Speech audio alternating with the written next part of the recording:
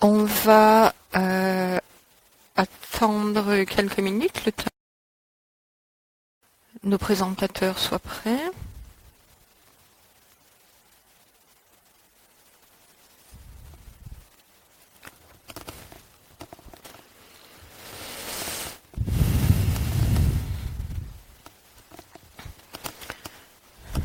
J'espère que vous m'entendez.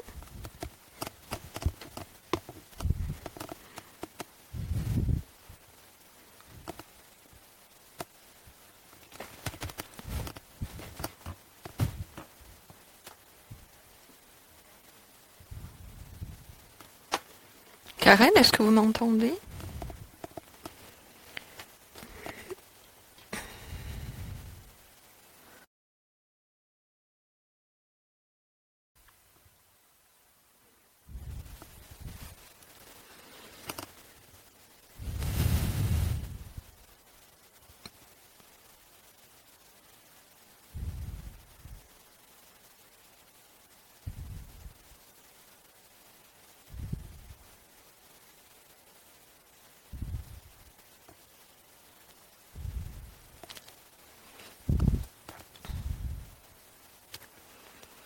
Karen, est-ce que vous pourriez me laisser savoir quand vous m'entendez pour qu'on puisse commencer puisque vous êtes celle qui va parler en premier.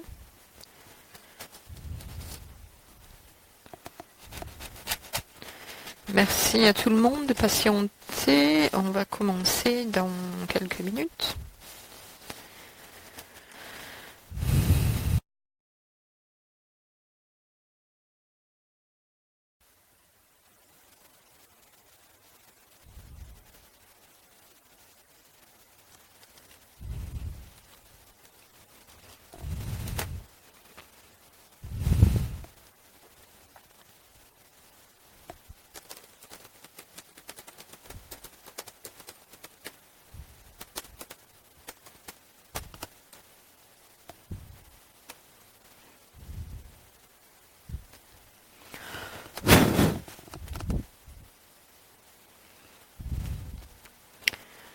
Bienvenue Elias, Michael, Robbie, Léane. Merci de nous avoir rejoints aujourd'hui. On va commencer le plus tôt possible.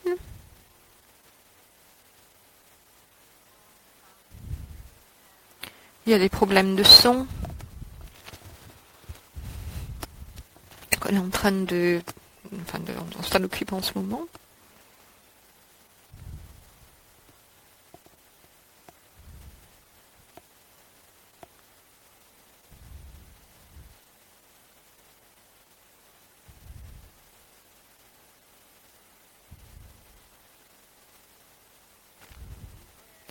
Vous m'entendez ou pas, Karen?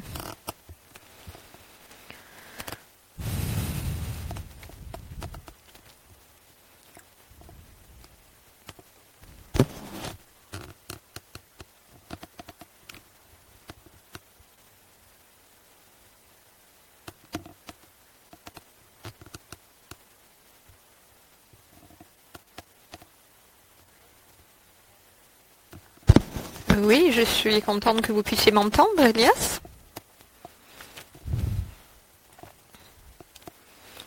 Karen est en train de traiter de son problème technique et une fois que cela est fait, on pourra commencer.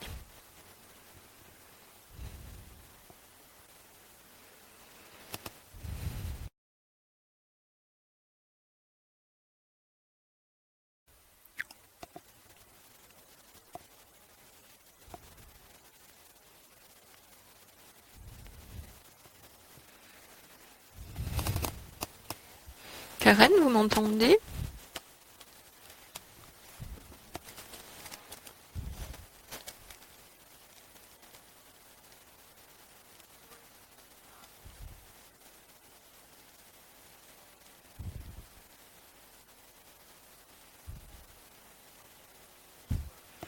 Je ne pense pas que vous m'entendiez, a priori.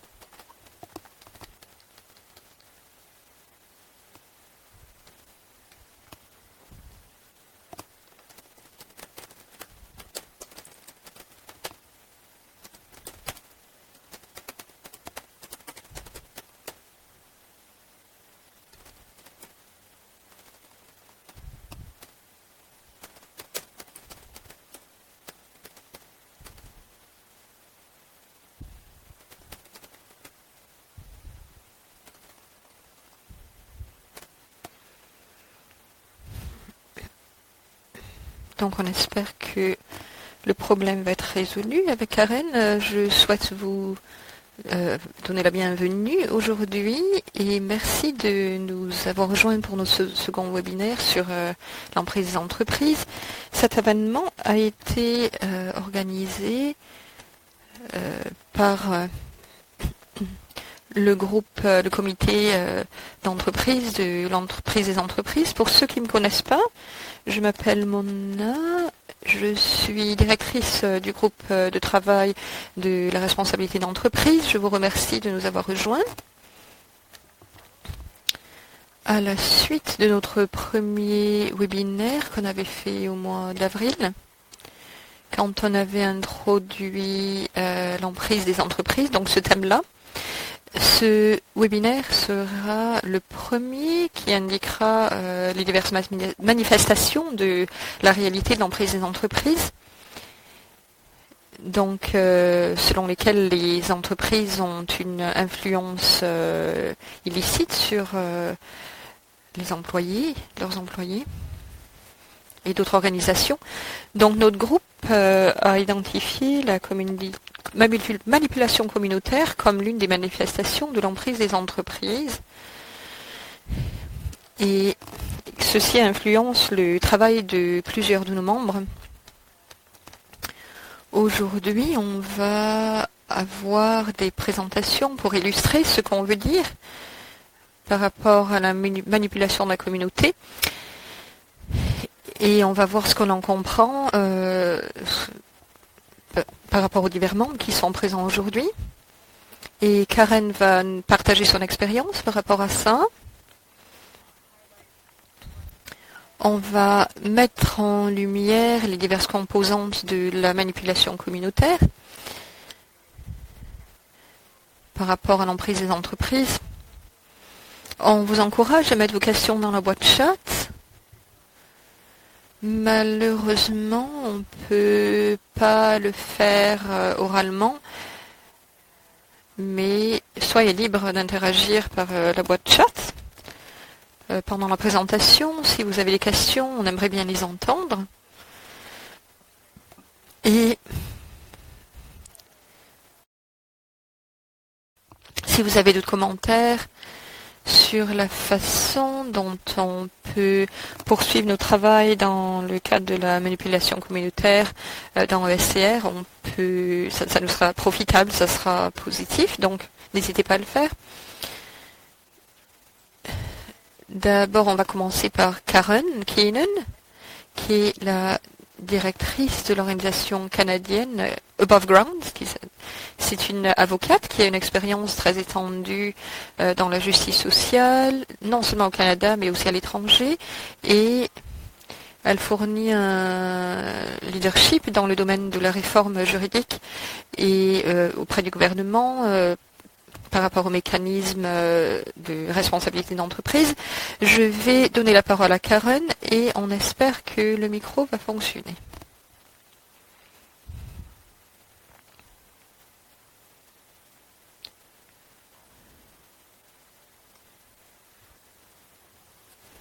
Vous m'entendez? Ah, vous m'entendez, donc ça va. Ah, d'accord, je peux entendre tout le monde, c'est très bien. Je regrette, j'ai eu des problèmes avec mon micro, dit l'oratrice. Donc, je suis contente que tout fonctionne. Excusez-moi s'il y a des confusions. Je n'ai pas entendu ce que... Oui, j'ai entendu ce que Mona a dit. Je n'ai pas entendu, excusez-moi, mais j'imagine qu'elle a accueilli tout le monde. Je vais vous fournir quelques commentaires, vous rappelant à certains d'entre vous le thème dont nous allons parler aujourd'hui sur l'emprise d'entreprise. Et on va parler de l'une des manifestations de la manipulation communautaire. Très brièvement, on a commencé à parler de l'emprise d'entreprise en tant que groupe en 2014 et lors de l'enforum du personnel, et il y a des commentaires très intéressants qui ont été exprimés par nos membres sur le fait qu'il faut se concentrer sur ce thème et parler de l'emprise des entreprises. Ensuite, on a un comité de conseil par rapport à cela, qui s'est réuni en personne, au téléphone et en ligne pour faire avancer ce travail. Il y a une stratégie qui va être mise en place en novembre. Donc très brièvement, les objectifs qu'on s'est fixés, c'est de vraiment développer ce thème de l'emprise d'entreprise. Donc on veut s'assurer que tout le monde comprenne bien ce concept et l'influence que les acteurs économiques, l'influence indue que les acteurs économiques ont sur les institutions publiques. Et bien sûr, on est intéressé par ce phénomène et surtout sur la façon dont il met en question les droits humains. On souhaite identifier les diverses façons selon lesquelles ce phénomène se manifeste, comment il se manifeste de façon concrète, dans divers environnements et contextes. Et on a donc mis notre analyse sur notre site internet. On veut aussi disséminer les informations parmi notre réseau et aussi de façon externe, et on le fait de façon diverse. Premièrement, en présentant notre travail lors de diverses réunions de notre réseau et de nos groupes de travail. Aussi en présentant des forums externes, par exemple le groupe de travail des Nations Unies, les divers forums. Donc on a participé à diverses réunions permettant aux participants de comprendre le concept et de travailler là-dessus. On a aussi travaillé à travers des webinaires et on a produit une vidéo, une animation assez brève expliquant certains des concepts qu'on étudie. On a fait un travail de plaidoyer en incluant du contenu sur l'emprise des entreprises dans le cadre de négociations sur le traité. Plus récemment, en 2018, lors des comités qui ont eu lieu à Durban, on a décidé de développer une campagne sur l'emprise des entreprises, analysant particulièrement les droits des femmes sur les terrains, le logement et les ressources naturelles. Lors de cette réunion, il y a eu un intérêt très particulier lors d'une de ces réunions sur la manipulation communautaire dont on va parler aujourd'hui. Donc très brièvement, avant que je donne la parole à mes collègues, qu'est-ce que c'est exactement la manipulation communautaire? Donc on va décrire cela plus en détail, mais brièvement, il s'agit donc de stratégies des entreprises qui mettent en question le travail des employés, et il y a plusieurs façons sur lesquelles cela se manifeste. Donc, premièrement, les leaders des communautés, par rapport à les investissements, quelquefois on essaye de les attirer vers un travail, vers de l'argent. Ça se produit aussi par l'intimidation de leaders des communautés, pour les forcer à soutenir un projet, un investissement. Et aussi, certaines sociétés essayent de créer des divisions, des conflits parmi les membres de la communauté, pour essayer de faire progresser un investissement, de faire qu'il se produise, en créant la confusion, en mettant les gens l'un contre l'autre. C'est un mécanisme qui leur permet de mettre en avant un investissement. Et souvent, les programmes de communauté font avancer ces investissements et ces projets.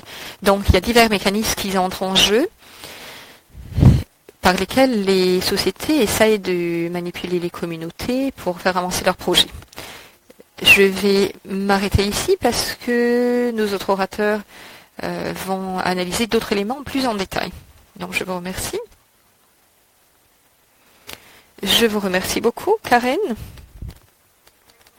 C'était une façon très positive de commencer, très logique, et donc sur la manipulation communautaire et sur les groupes de travail par rapport à cela et sur l'emprise des entreprises. Notre premier cas vient de la Thaïlande sur la manipulation communautaire. Ananya Amani va être notre prochaine oratrice. Ensuite, Ivy Van Ouden de la Fondation Manusha. qui en fait est une organisation non gouvernementale régionale qui promet l'avancement des droits humains et de la justice sociale. Donc maintenant, je vais donner la parole à Anania et Eden.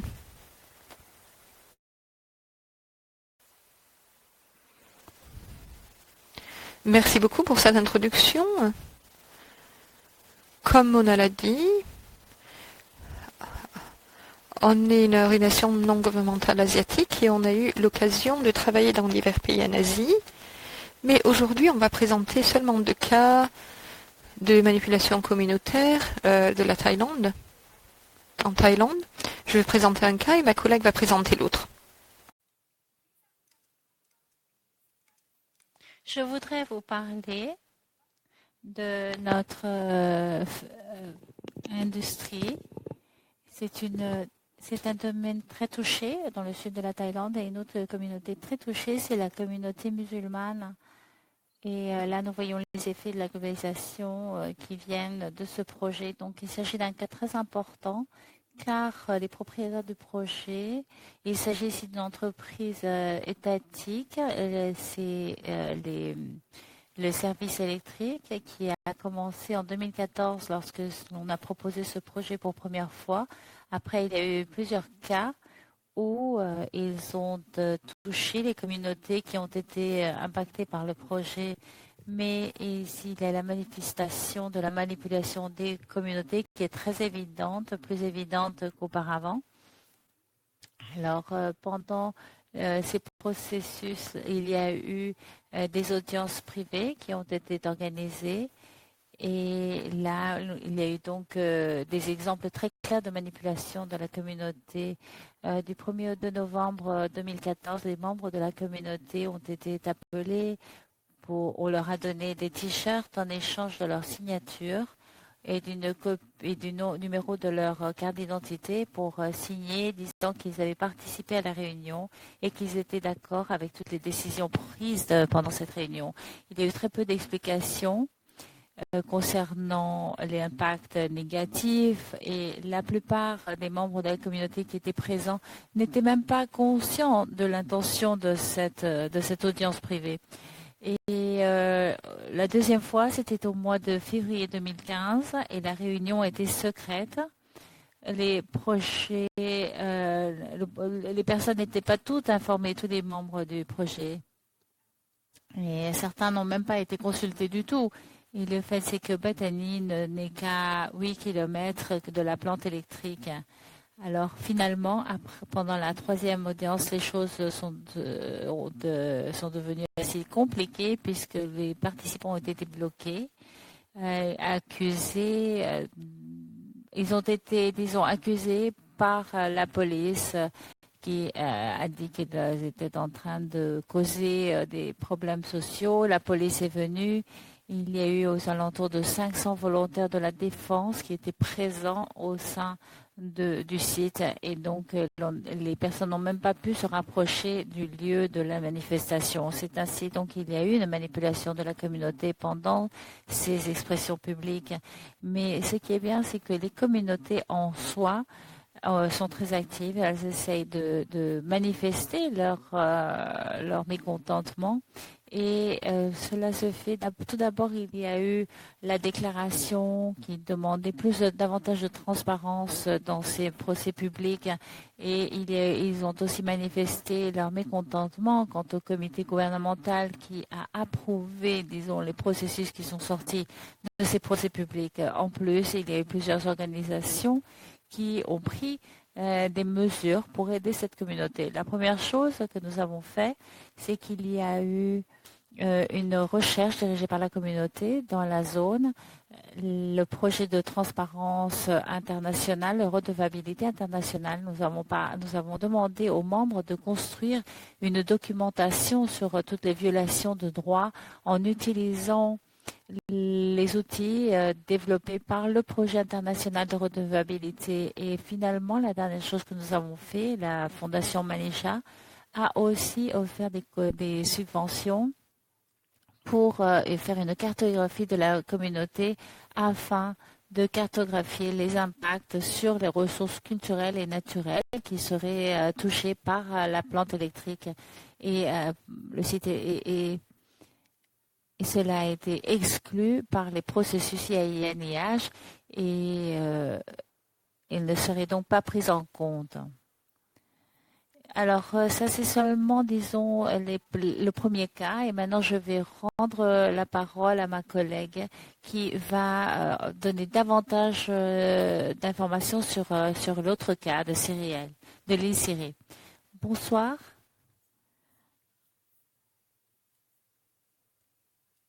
Je vais vous parler d'un cas qui est sur l'île de Phuket.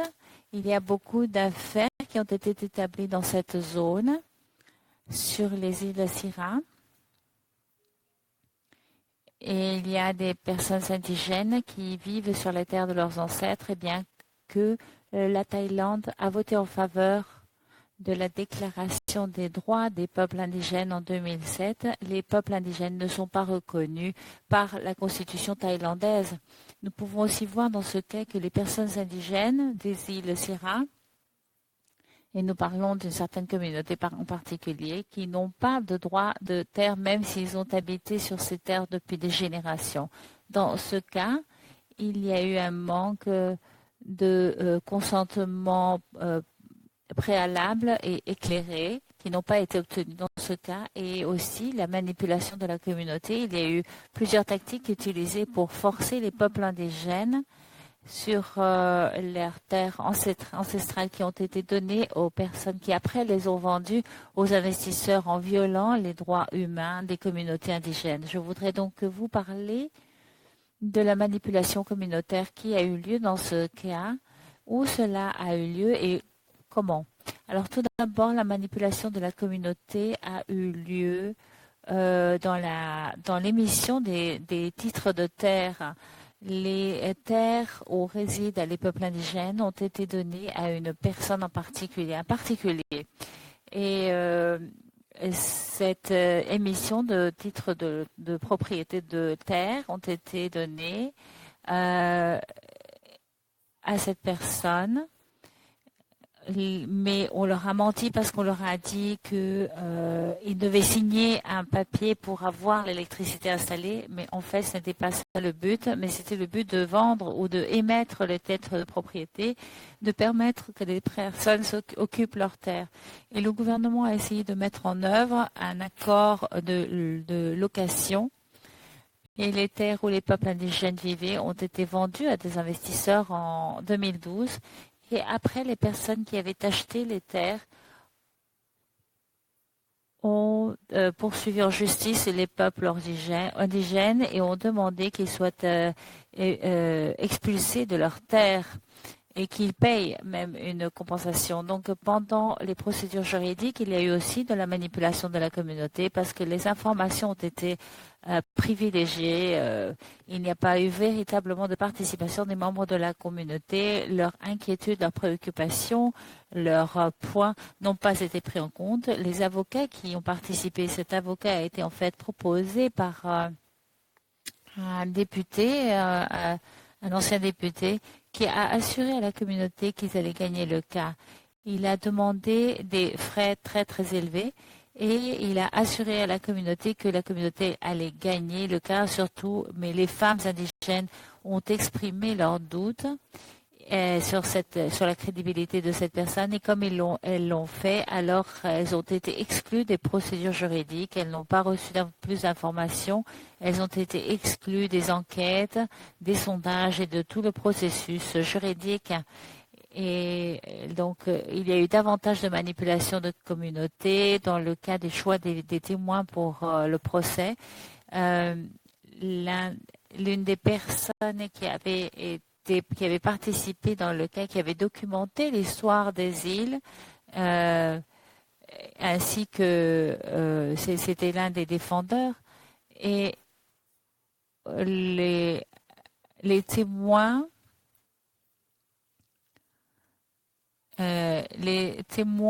ont été considérés hostiles et le tribunal a décidé du côté des accusés. des accuseurs. Et les villageois ont été menacés. Ils devaient soit payer une certaine quantité, soit quitter. Allô?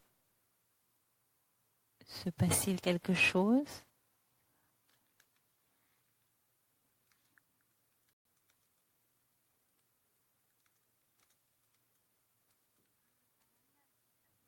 Anania, j'ai l'impression que nous t'avons perdu. Je vais... Oui, nous t'avons perdu malheureusement. Je vais essayer de te redonner la parole. Je suis vraiment désolée t'avoir interrompu. Voilà, Anania.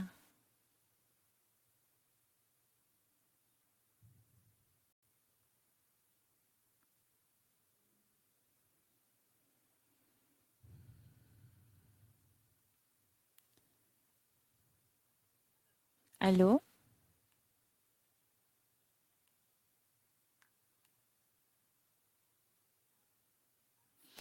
Alors, il va continuer à parler du cas.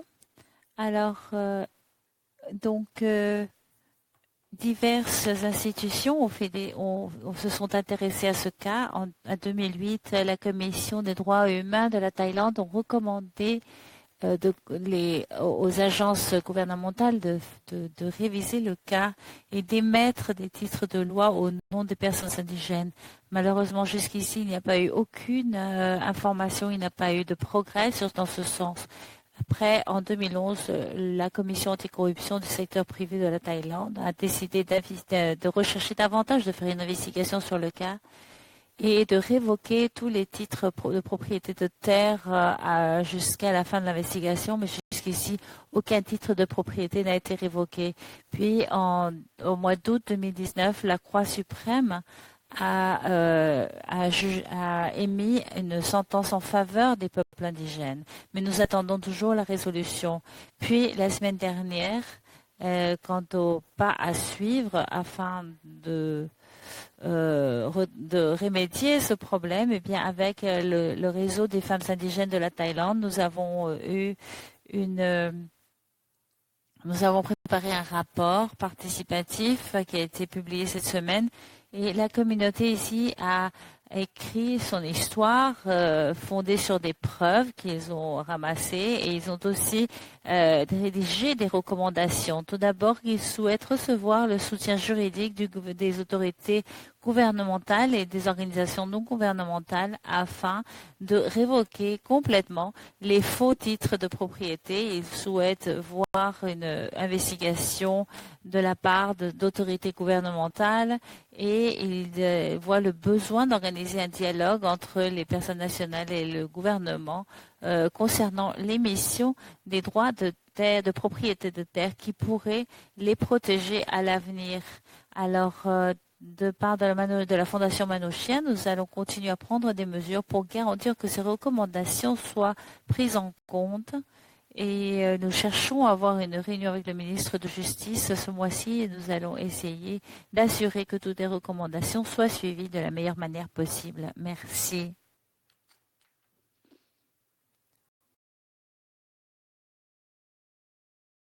Merci. Je pense que nous aurons encore des questions pour vous à la fin du webinaire, mais merci de nous avoir expliqué votre situation en de tant de détails concernant la manipulation de la communauté en Thaïlande. Merci beaucoup à vous. Et maintenant, nous passons au prochain orateur, José Jiménez, qui vient du Comité ambiental Defensa de la Vida. Et José fait partie du comité ambiental, c'est-à-dire un mouvement social qui s'occupe des réseaux de l'emprise d'entreprise depuis 2 ou 3 ans. Et José va nous parler d'un cas de manipulation de la communauté en Colombie, mais va aussi offrir sa réflexion sur l'emprise de l'entreprise dans la région latino-américaine. Donc voilà, José, je te donne la parole. Merci beaucoup. Avant tout, bonjour à tous et à toutes. Je suis heureux de pouvoir participer à ce scénario ici, à cette réunion, que nous puissions être ensemble pour discuter d'un facteur assez compliqué, ou disons qui nous permet de comprendre comment ces projets bioénergétiques ont été ont touché les communautés de manière à remettre en cause leurs droits. Et justement, si nous parlons de manipulation de communautaire à partir du point de vue de l'emprise de l'entreprise, nous parlons de l'instrumentalisation des processus de participation à la prise de décision des communautés d'accord à leur projet d'investissement. Et nous pouvons souligner que l'une des actions de la manipulation, c'est en fait la saisie économique, disons par la saisie de projets communautaires, l'intimidation, l'offre d'emploi. Tout cela n'a qu'un objectif, et c'est celui de gérer, de créer un environnement favorable aux entreprises au court terme. Alors, pendant qu'ils s'occupent d'obtenir la confiance de la communauté dans les divers territoires.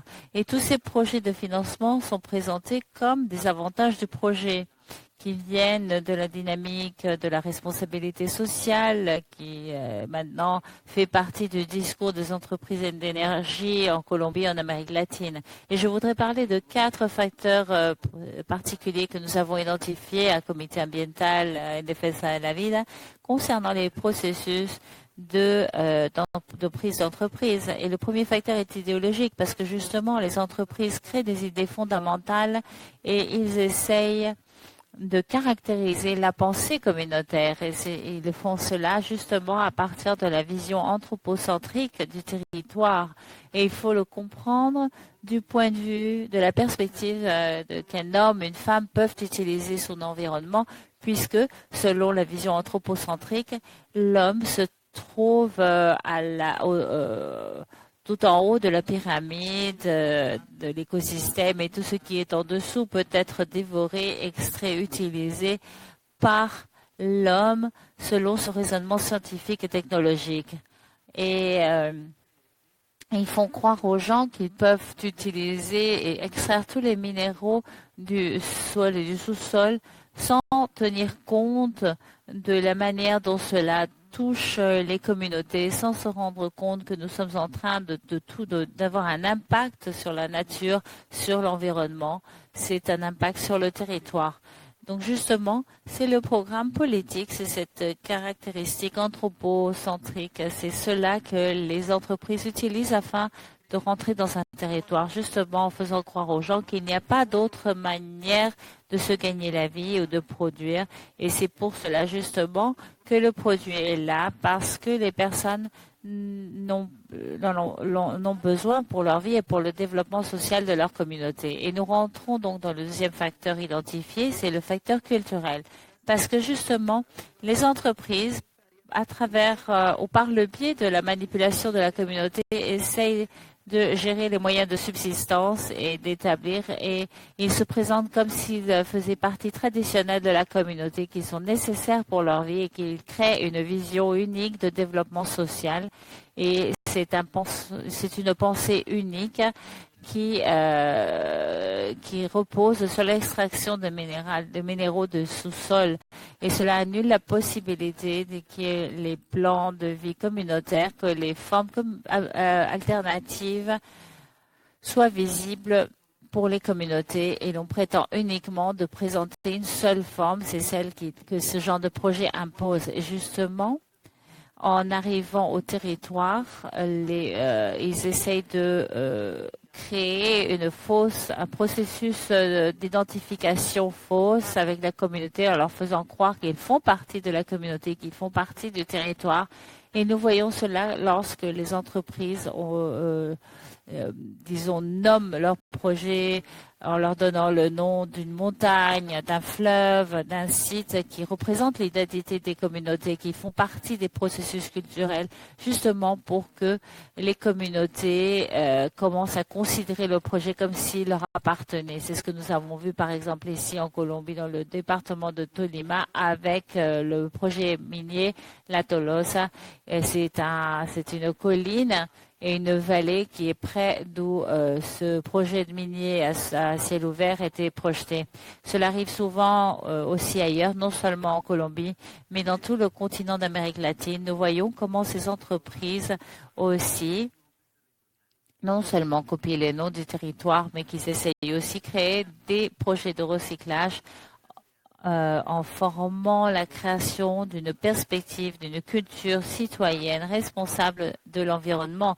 Et c'est aussi par là qu'ils rentrent à manipuler les communautés en leur mentant, en leur disant qu'ils sont une entreprise qui respecte la nature, qui favorise des actions durables dans l'environnement.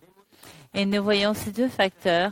Le troisième facteur que nous avons identifié est un facteur économique et c'est là justement que nous voyons les projets miniers énergétiques alors qu'ils arrivent dans n'importe quel territoire en Amérique latine. Ils essayent de créer un financement de projets productifs avec l'objectif de créer la pensée dans la communauté, dans l'opinion publique, que l'agriculture peut survivre les projets miniers à grande échelle ou les projets miniers énergétiques comme le fracking ou l'extraction d'hydrocarbures ou tout autre projet.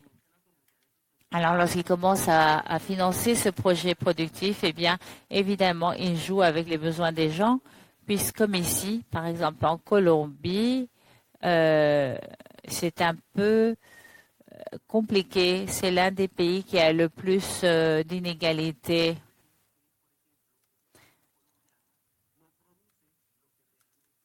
Et nous voyons que la Colombie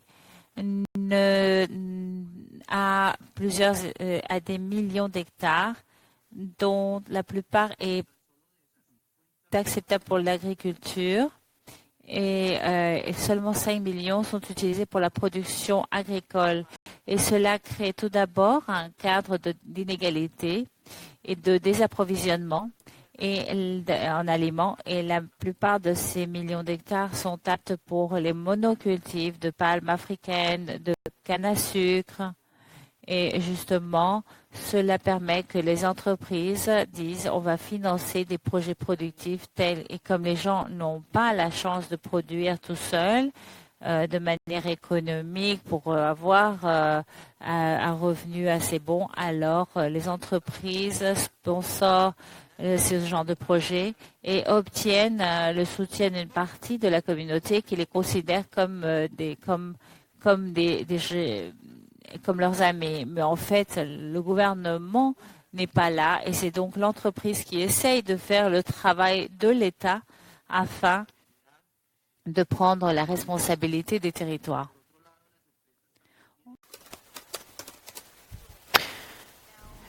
Donc, les sociétés, la façon dont les sociétés fonctionnent pour manipuler la communauté, c'est qu'elles essayent de faire du lobby sur les avantages des projets. C'est des ONG qui essayent de s'occuper de projets qui sont liés aux communautés indigènes. Et les partis politiques et les congrès sont aussi impliqués, parmi d'autres organisations, pour tenter d'obtenir l'intérêt de la part des médias et de la communauté. Ils essayent de faire que l'image des sociétés soit positive. Ils essayent de manipuler de cette façon.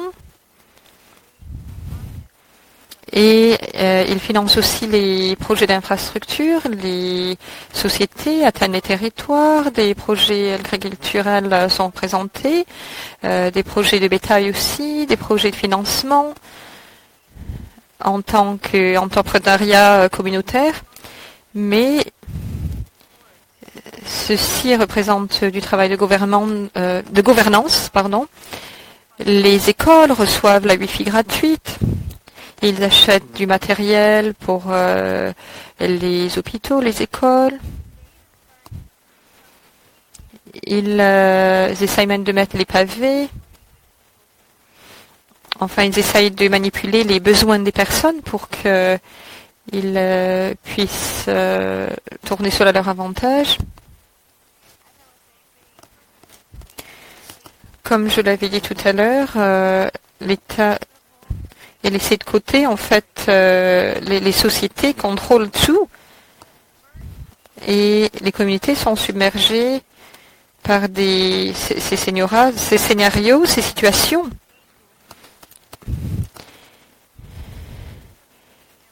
Et les personnes et les communautés ne sont pas en mesure de sortir de cela. Et quand ces stratégies fonctionnent, les sociétés essayent d'embaucher du personnel sans critères particuliers par rapport aux expertises. Il faudrait qu'il y ait des ingénieurs, des sociologues, mais ils essayent d'embaucher des membres de la communauté pour peindre divers endroits et comme ça ils essaient d'entrer en jeu avec la communauté, de les influencer. Là où il y a du travail qui manque, l'emploi est assez bas, donc ils tirent parti de la situation. Et la communauté dans la manque est un exemple. Ces sociétés essayent de tirer un avantage du manque de travail sur ces territoires. Elles essayent de faire qu'elles soient acceptées dans la communauté. Et l'autre élément qui entre en jeu, c'est les médias. Pour pouvoir faire que ceux-ci réussissent, la manipulation communautaire, ils essayent de payer les stations radio, les médias. Ceux-ci représentent des avantages pour le projet. Ils font la même chose avec les magazines, les journaux. Et ils tirent parti de cela. Même les émissions télévisées, il y a quelques années, Caracol TV, qui est le show le plus important dans le pays. Donc il disait que en fait ces sociétés étaient victimes. Elles étaient accusées de l'assassination de Sana Garcia, qui est décédée dans des situations très suspicieuses. Ils ont fait un documentaire qui a été diffusé dans les heures où il y a le personnel qui écoute le plus, les membres du public. Il disait qu'il était une société responsable du point de vue social et ils essayent ainsi de se faire accepter par les médias. Et un autre facteur qui entre en jeu parmi les médias, c'est l'acceptation du public.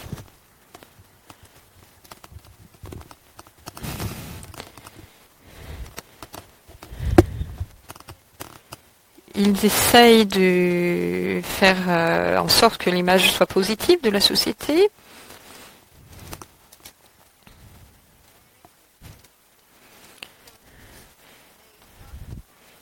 Et comme font les ONG, ils essayent de faire du porte-à-porte pour encourager les gens à les soutenir. Et il y a aussi la violence.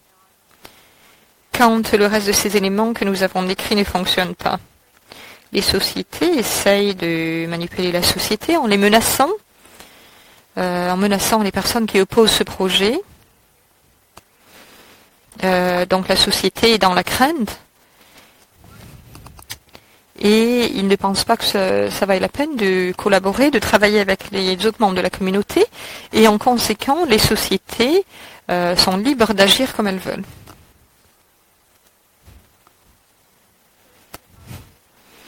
Donc il s'agit de créer une image dans la communauté.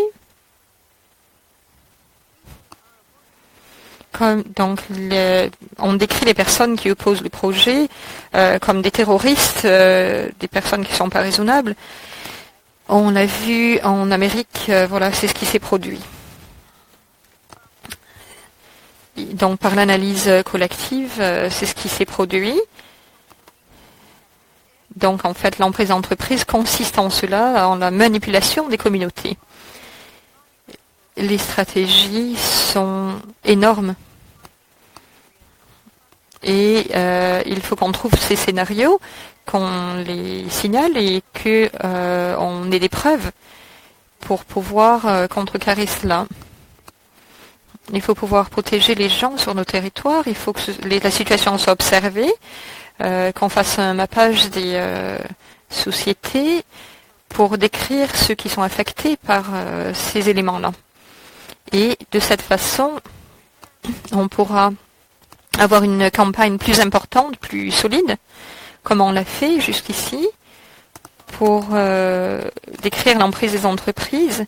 Comme Karen l'a dit, on l'a vu que l'emprise des entreprises viole les droits humains et c'est justement ce qu'on doit mitiger, ce qu'on doit analyser et contrecarrer.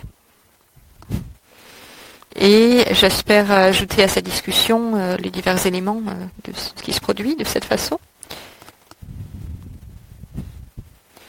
Donc je vous remercie pour votre présentation. Et la manipulation communautaire en Colombie prouve qu'il y a beaucoup de similitudes entre les régions sur la façon dont la manipulation communautaire se produit de la part des entreprises. Et c'est important de décrire les divers éléments, les façons dont cela se produit. Notre dernier orateur est Amanda Oppenheim, qui est basée au Mexique. Elle a été l'un des membres fondateurs des projets d'emprise et d'entreprise et elle va partager avec nous quelques remarques, quelques exemples de manipulation communautaire au Mexique et aussi des remarques pour conclure donc. Et on espère avoir quelques minutes pour répondre aux questions à la fin. Donc, sentez-vous libre de mettre vos questions dans la boîte chat. Si vous avez des questions à partager avec nous. Fernanda, je vous donne la parole.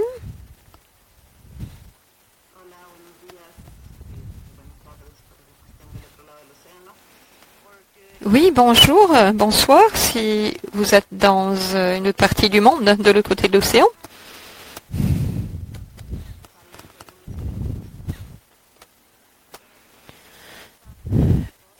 Donc, je vais me baser sur quelques exemples au Mexique. Il y a divers cas au pays, donc les communautés doivent faire face à des grandes entreprises, dont les sociétés minières. Et je voudrais partager deux exemples très rapides de manipulation communautaire qui a été exercée par ces corporations, ces grandes sociétés. Elles ont par exemple l'intention d'avoir de faire d'exploiter les mines en ciel ouvert. Et après une consultation publique, une consultation communautaire, qui a été effectuée il y a 3 ou 4 mois, il y a eu une interférence majeure dans le processus.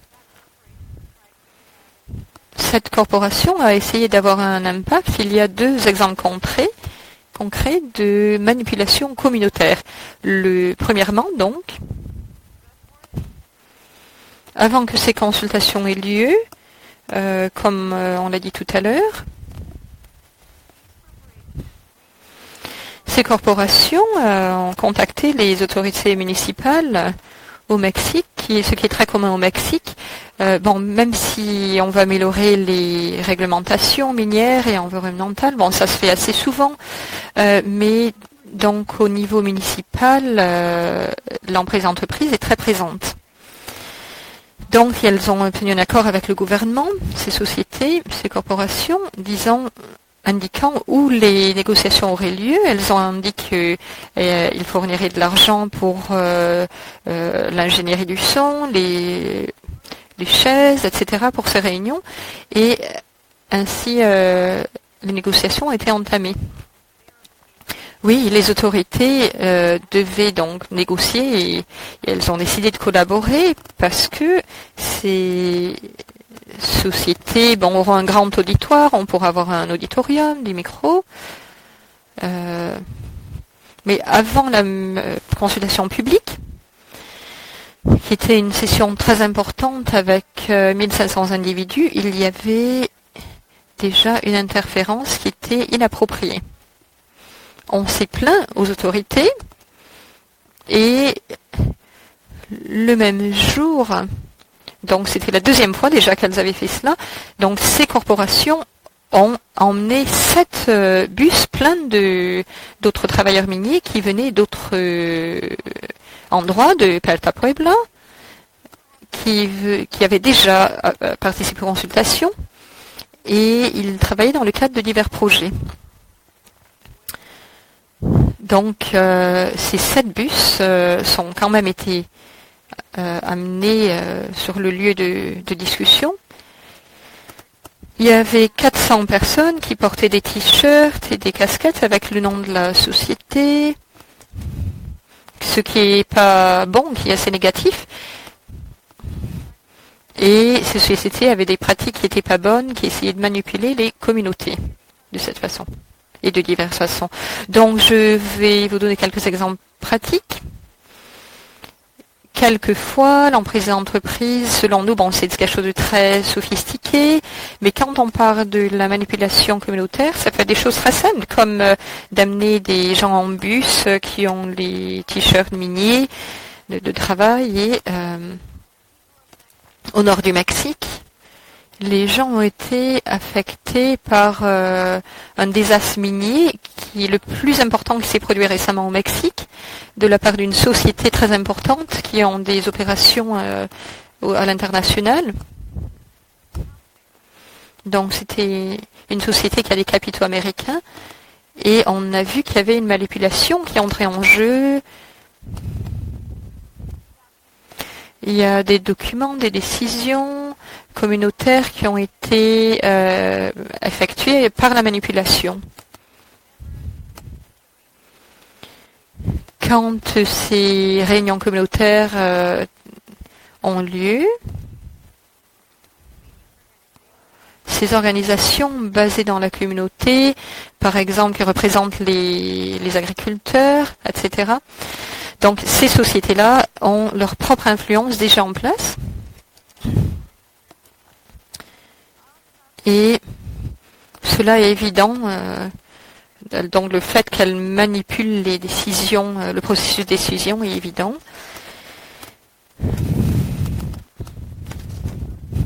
Donc les grandes sociétés, les corporations, manipulent de la façon qu'on a décrite et aussi au niveau international. C'est un phénomène qui a la même structure, qui se manifeste de la même façon en Amérique, en Afrique, au Pacifique ou ailleurs dans le monde. Donc je vais parler un petit peu des commentaires qui ont été dit tout à l'heure, qui ont été présentés. Par rapport à ce que nos collègues ont partagé, aucun de leurs projets ne sont internationaux, mais il y a quand même une défense des droits humains qui est importante. Et le fait de faire partie de ces communautés nous permet d'analyser la chose plus en profondeur par rapport aux sociétés qui ont un contrôle, qui contrôlent l'État, qui participent, qui travaillent avec l'État, qui sont contrôlés par l'État. Donc il y a beaucoup de dégâts qui sont causés quand ces choses se produisent et la responsabilité des partis représentés, du gouvernement, etc., ne sont pas effectuées comme il faut. Il faut qu'elles soient responsables. Il y a aussi une emprise culturelle qui entre en jeu par rapport à l'emprise des entreprises, par le récit d'histoire, des récits culturels basés sur la culture, en fait. Donc, quand la communauté est manipulée, comme Rossel a dit, il y a une influence sur le développement social de la communauté, sur leur mode de vie. Et on se base sur le manque d'emploi. Il y a une vision à court terme qui ne permet pas à la population de voir les objectifs à long terme. Ceci a un impact sur l'environnement et sur la vie de tous les jours. Ceci se manifeste aussi de façon économique dans la communauté par rapport à divers projets. Il y a la possibilité de combiner les activités agriculturelles locales avec des activités minières. Il faut aussi savoir que le tourisme a aussi un impact dans le déplacement des communautés et sur l'environnement. Il y a aussi des sociétés qui travaillent beaucoup à ce niveau-là. Et comme je l'ai dit au Mexique, il y a des sociétés qui interfèrent depuis le début de cette consultation et lors des consultations publiques. Ceci ne comprend pas les autorités, elles ne sont pas prises en jeu, prises en compte, et la communauté est manipulée. Participer à des processus qui ne font pas de la responsabilité des compagnies, de l'État. Et finalement, une chose que j'ai aussi vue, j'imagine que vous aussi, c'est cette confrontation supposée entre les personnes qui vont travailler à la mine, par exemple, au projet, c'est-à-dire cette source d'emploi qu'un grand projet amène et les communautés qui vont être touchées par le projet. Alors en fait, nous savons que ces entreprises exploitent les travailleurs, que souvent ils ne leur donnent pas les prestations légales, mais les deux groupes manipulent la communauté et les travailleurs pour qu'il y ait des confrontations au lieu de s'allier pour réclamer ce qu'ils devraient exiger à l'entreprise. Donc c'est aussi un facteur très très clair de manipulation de la communauté. Et finalement, tous les processus de responsabilité sociale des entreprises, et nous en voyons tellement, la construction d'écoles, de stades, d'auditoriums, tout cela qui a toujours lieu, comme s'il s'agissait d'une solution pour les effets de ces projets à grande escale. Et je pense que je vais m'arrêter là. Et c'est juste nous pouvons passer maintenant aux questions et réponses. Merci. Merci Fernanda. Absolument, je pense que c'est exactement quand il nous faut nous arrêter et revenir en arrière et revenir aux orateurs avec nos questions. Alors n'hésitez pas à écrire vos questions dans la boîte de discussion.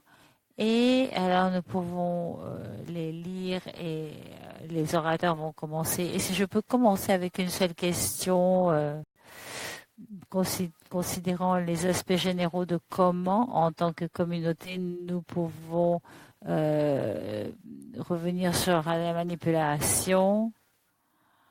Et nous avons dévoué la dernière demi-heure aux manières dont nous pouvons, résoudre la manipulation communautaire et comment nous pouvons faire face au cas de manipulation de la communauté.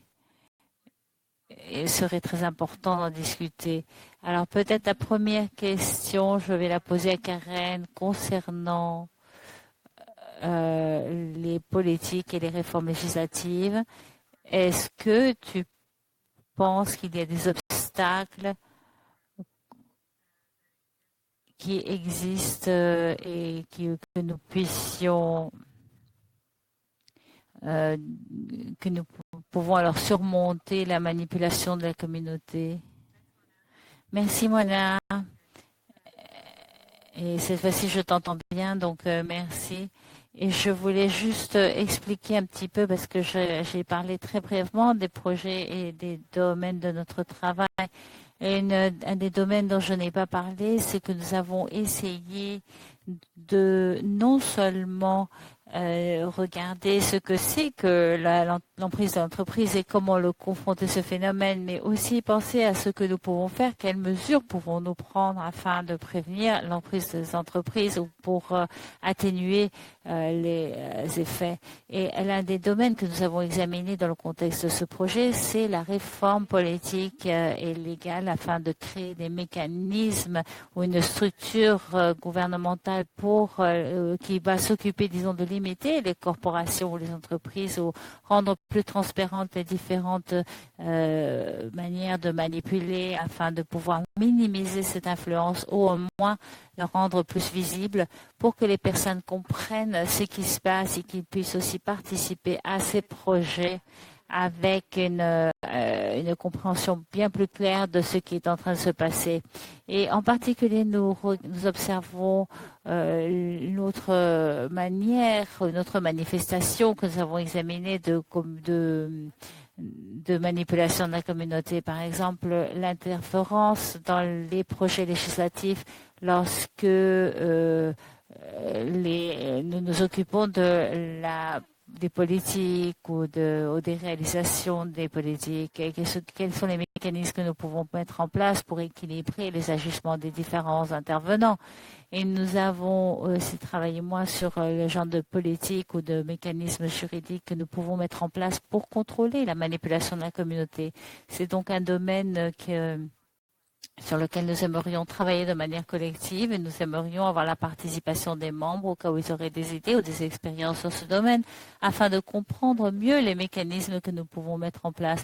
Et je voudrais dire de manière très très brève, puisque nous n'avons pas encore systématisé ce travail, c'est que nous voyons qu'il y a un manque de mécanismes protecteurs ou dans certaines juridictions où les mécanismes peuvent exister pour demander de la participation de la communauté dans les décisions afin de les protéger de ce genre d'influence indue dans les processus de prise de décision parce que souvent ces mécanismes ne sont pas adéquats ou ne sont pas appliqués de manière effective.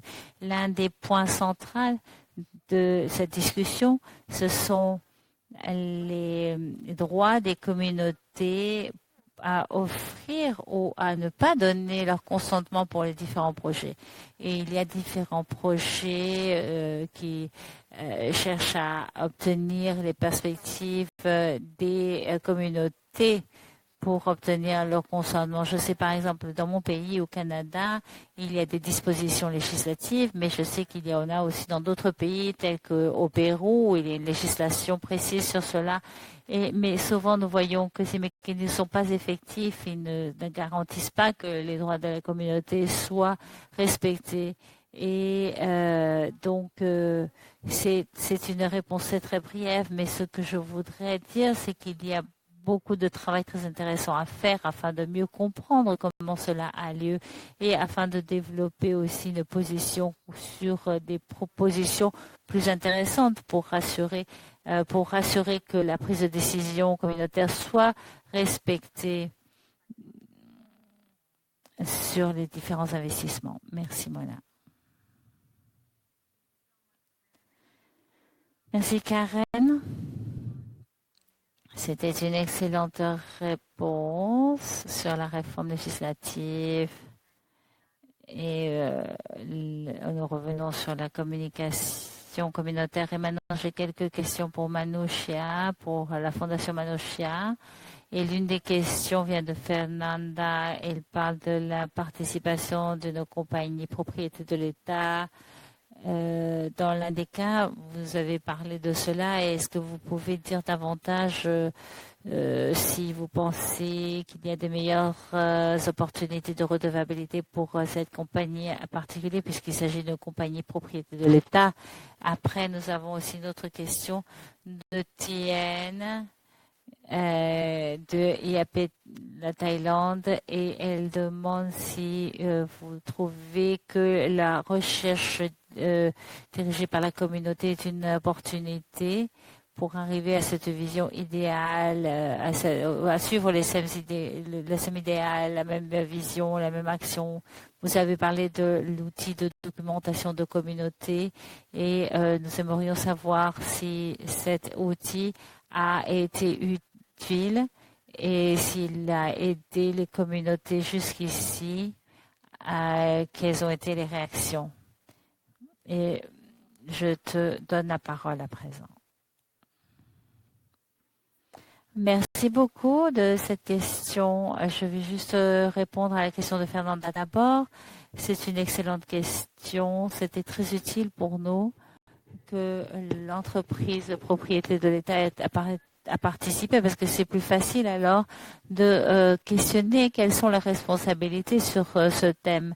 Parce qu'il y a une autre perspective et il ne s'agit pas seulement du fait qu'il y ait une manipulation de la communauté, mais aussi le fait que lorsque nous parlons de la capture corporative ou de l'emprise de l'entreprise, le gouvernement participe des trois pas, donc des trois étapes.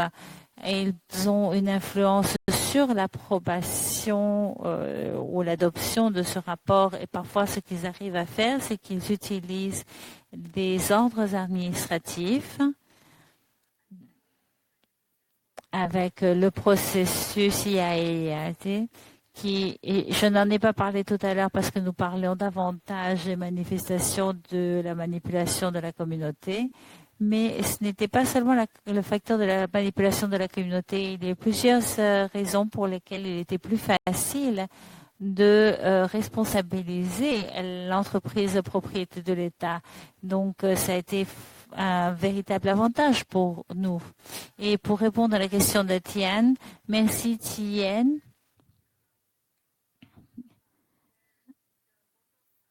Le travail du projet était extrêmement utile pour nous. Juste pour vous donner une idée, il y a des personnes qui ne connaissent pas cet outil, mais l'outil que IBS a développé nous donne une orientation étape par étape sur comment une communauté peut diriger sa recherche.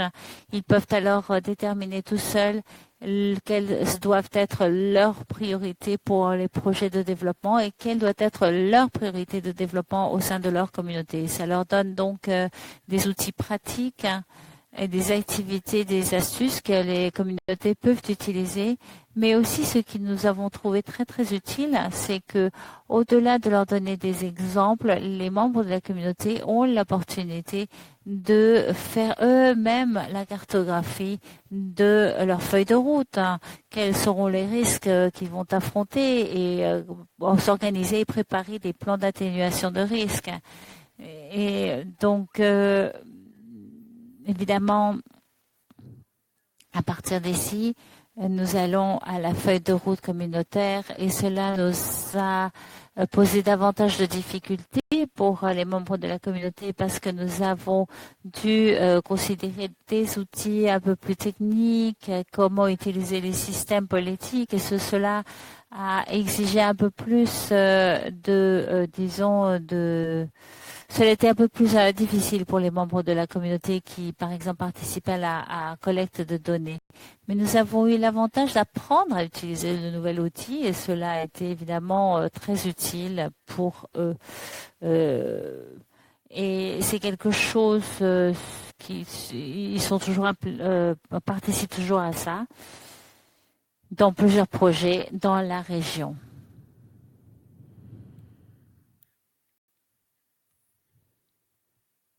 Merci. Merci beaucoup, Anania. Et merci beaucoup. Et j'ai une question pour José. Dans ta présentation, tu as parlé de la violence et tu as dit que c'est ce que les entreprises utilisent le plus souvent afin de manipuler les membres des communautés pour leur faire taire. Et donc ma question est quelles sont les stratégies que les communautés peuvent utiliser afin de refouler cette intimidation et cette violence de la part des intervenants corporatifs. Je te donne la parole maintenant, José. Eh bien, justement,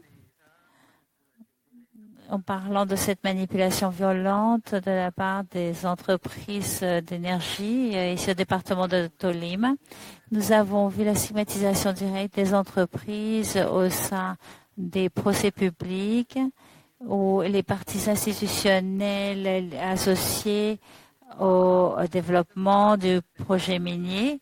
Et là, l'entreprise nous accusait d'être des membres de la guérilla et on nous insultait, on nous a accusés d'être des djihadistes de l'environnement, des terroristes médiatiques. Ils ont créé toute une stigmatisation contre le mouvement de l'environnement pour que chacun d'entre nous doive s'occuper de se défendre pour invisibiliser notre discours environnemental. Alors qu'avons-nous fait pour nous défendre un peu dans ce sens, cette campagne négative que l'entreprise minière a utilisée? Eh bien, d'abord, nous avons défini quelle était cette entreprise. Nous avons évalué quels sont leurs composants, comment ils identifient le territoire, quelles sont leurs caractéristiques. Et face à cela, nous avons commencé à documenter chacune de ces stratégies. Nous avons vu comment nous allions peindre les écoles et nous faisions des photos, comment nous amenions des matériaux aux hôpitaux et nous faisions une documentation complète. Et une fois que nous avions toutes ces documentations, eh bien, nous la rendions visible au sein de la communauté dans des journées pédagogiques. Et cela nous a permis d'établir un dialogue avec toute la communauté à Cajamarca et dans d'autres municipalités qui font partie du département de Tolima et qui auraient été touchées par le projet minier.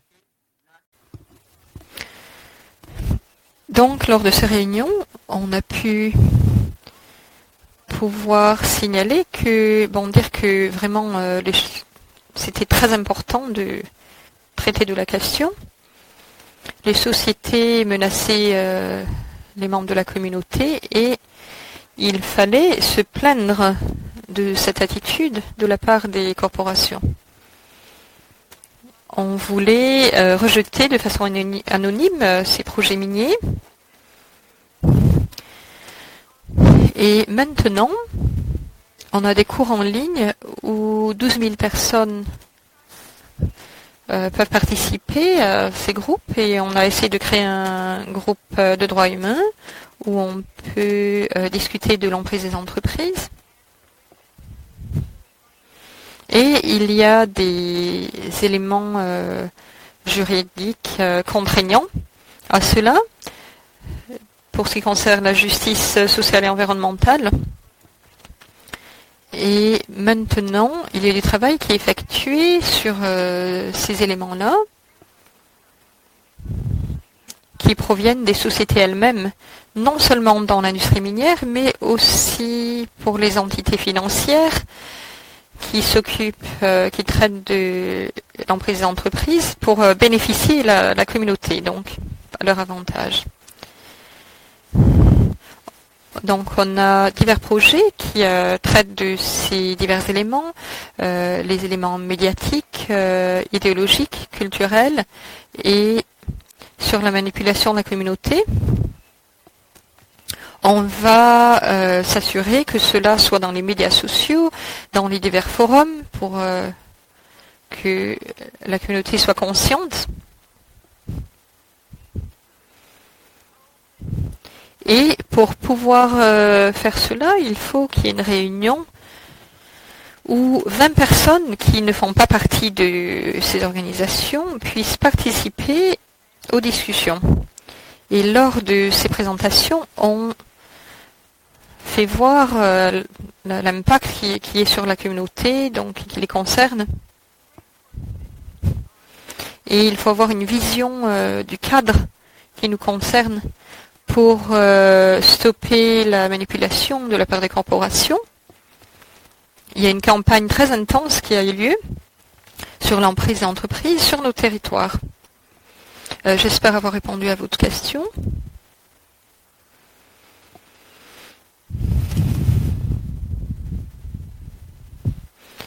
Merci beaucoup, José, pour ces informations supplémentaires. Je pense que c'est important qu'on entende des exemples, qu'on continue à entendre ces exemples de manipulation sur toutes les régions pour qu'on puisse être davantage conscient des similitudes entre les diverses stratégies qu'utilisent les corporations dans diverses parties du monde, non seulement en Colombie, mais aussi dans diverses parties du monde, n'importe où. On a aussi un exemple de la Thaïlande, du Mexique. Il y a beaucoup d'autres exemples de manipulation de la communauté. Ceci est l'une des manifestations les plus communes, mais comme je l'ai dit tout à l'heure, ceci se produit de façon très semblable entre les divers cas qu'on entend de la part de nos membres en Sierra Leone, au Libéria, en Inde.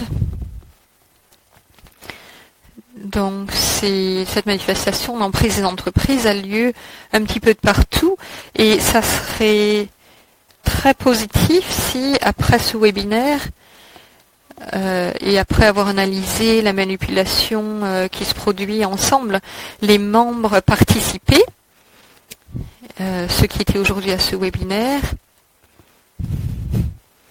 et on enregistrera ce qui a été dit.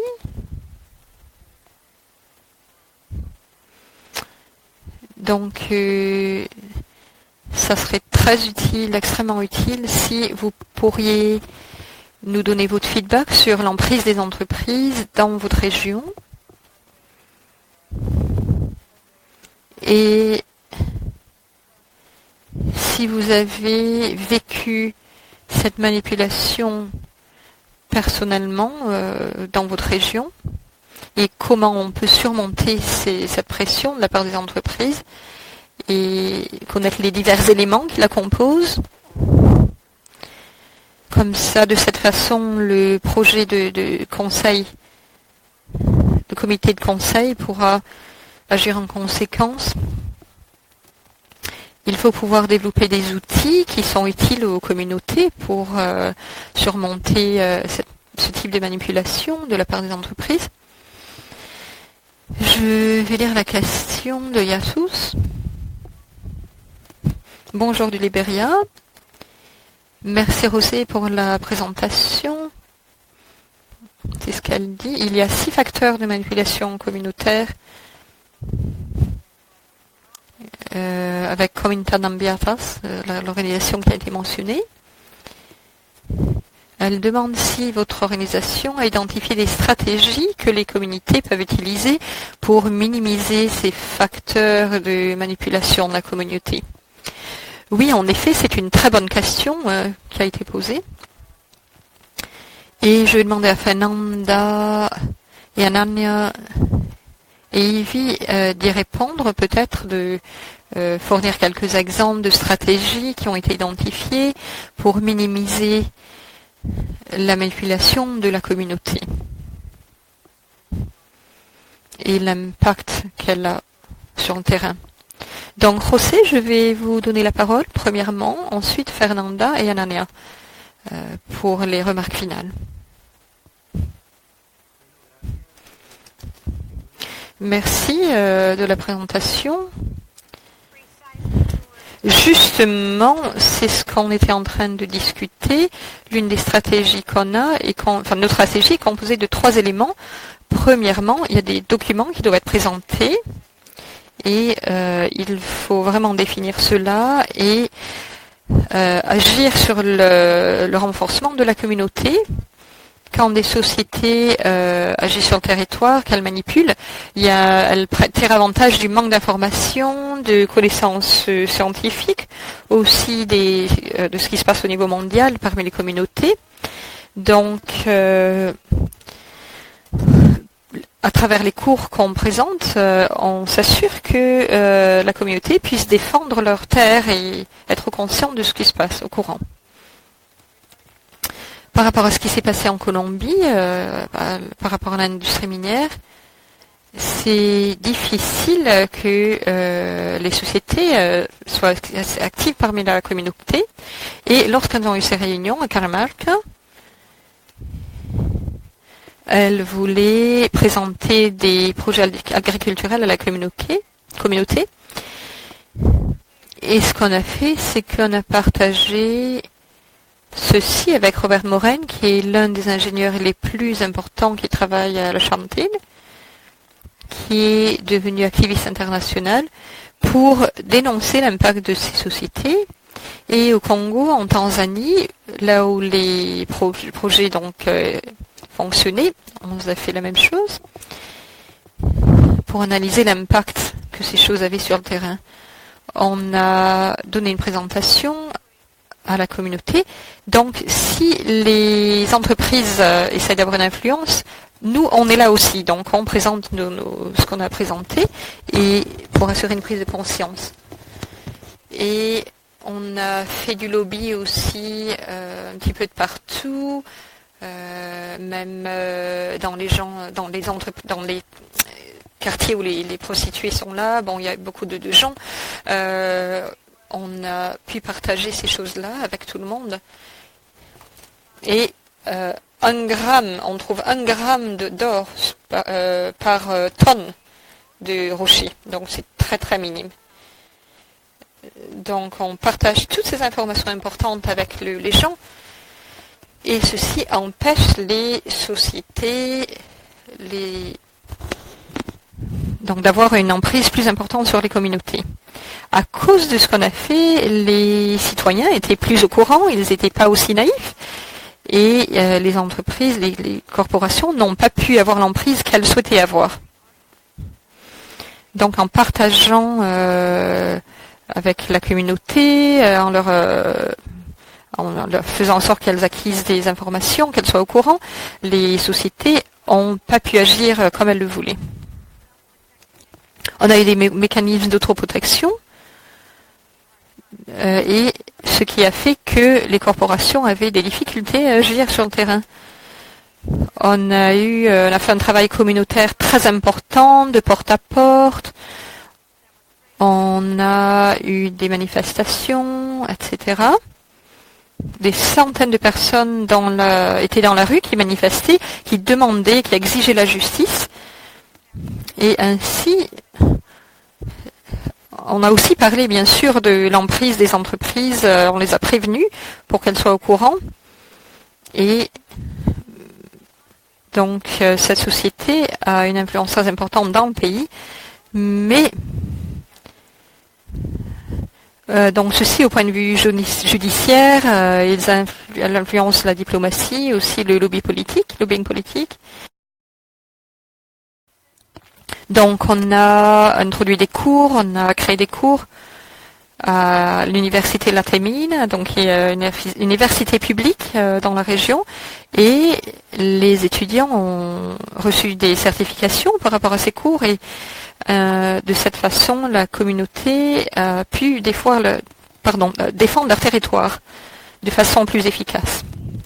Donc, cette société n'a pas pu avoir l'emprise qu'elle le souhaitait parmi les citoyens. On a mobilisé le public, on a parlé de la façon dont le public pouvait se plaindre par rapport aux médias, donc de parler de cette chose-là, et aussi de parler des divers éléments des projets.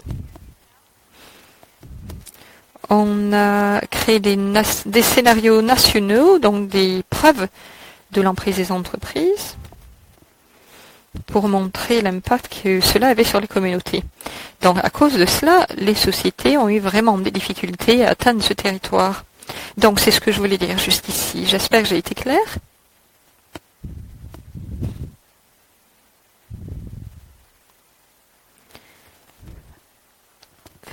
Donc, oui, on a des réponses très positives et importantes.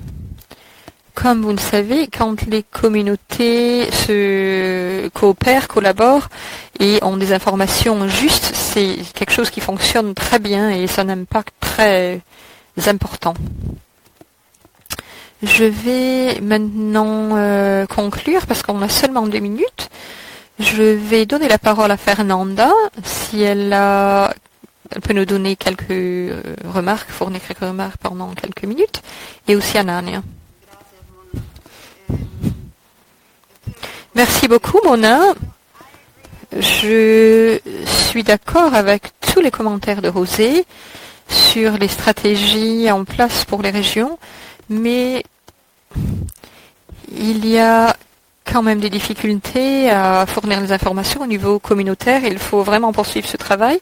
En tant qu'ONG qui accompagne ce type de procédure, je voudrais dire que en documentant, en exposant ces pratiques de manipulation de la part des corporations, on peut vraiment bien faire notre travail.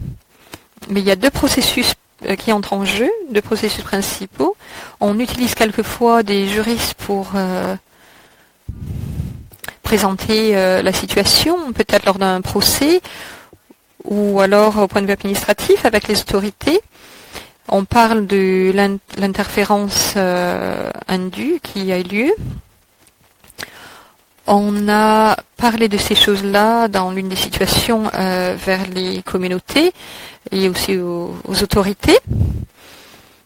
Et donc, tout a été fourni et tout a été documenté de ce que tout le monde a dit. Et on s'est dit, si telle ou telle situation se produit, on va agir de telle et telle façon. Il y a eu des accords sur ce qu'on devait faire. Ils ont décidé de reporter la date et on a parlé des mécanismes de plainte par rapport à ces situations et on a progressé de cette façon-là. On a limité les structures des sociétés. On a aussi contacté les médias et on leur a présenté la situation. Certains médias sont alliés à ces sociétés, donc oui, on sait quand même que malgré tout, ces corporations prennent beaucoup soin de leur image. Et pour nous, c'était important de discuter, d'offrir des commentaires. Et on a mis en lumière les difficultés par rapport à cela, la manipulation. On a montré que la manipulation divise les communautés et tenir compte de cela. On a des collègues à Pueblas qui, par exemple, sont en train d'avoir des différends avec leurs voisins, des problèmes. Et ceci est vraiment nuisible à la communauté, à l'union de la communauté. Il faut qu'on inclue ceci dans nos conversations. Merci.